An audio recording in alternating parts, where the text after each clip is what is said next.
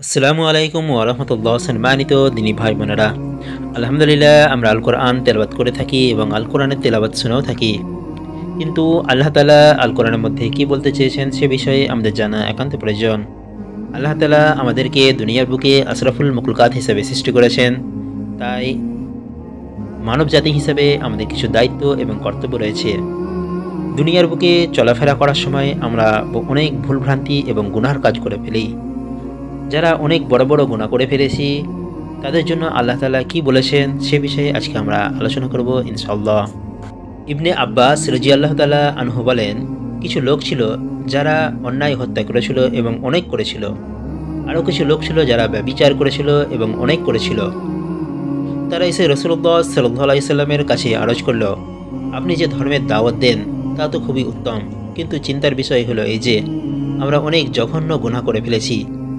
আমরা যদি ইসলাম গ্রহণ করি তবে আমাদের তওবা কবুল হবে কি? এরই পরিপ্রেক্ষিতে সূরা আজ-জুমার এর ৫৩ নম্বর আয়াতটি অবতীর্ণ হয়, যেখানে আল্লাহ তাআলা বলেন, বলুন হে আমার বান্দাগণ, তোমরা যারা নিজেদের প্রতি অবিচার করেছ আল্লাহর অনুগ্রহ হতে নিরাশ হও না। নিশ্চয়ই আল্লাহ সমস্ত গুনাহ ক্ষমা করে দেবেন। নিশ্চয়ই তিনি ক্ষমাশীল পরম দয়ালু। আয়াতটির বাংলা তর্জমা আরেকবার করছি, যেখানে বলা হয়েছে, বলুন হে আমার বান্দাগণ, তোমরা যারা নিজেদের প্রতি অবিচার করেছ আল্লাহর অনুগ্রহ হতে নিরাশ হও না। নিশ্চয়ই আল্লাহ সমস্ত গুনাহ ক্ষমা করে দেবেন। নিশ্চয়ই তিনি ক্ষমাশীল পরম দয়ালু। তাই আমাদের নিরাশ না হয়ে আল্লাহর অনুগ্রহ ও ক্ষমার দিকে অগ্রসর হতে হবে। যারা বড় বড় গুনাহ করে ফেলেছি তাদের উচিত যে আল্লাহর ক্ষমা এবং তার অনুগ্রহের দিকে এগিয়ে আসা এবং গুনাহ থেকে তওবা করা।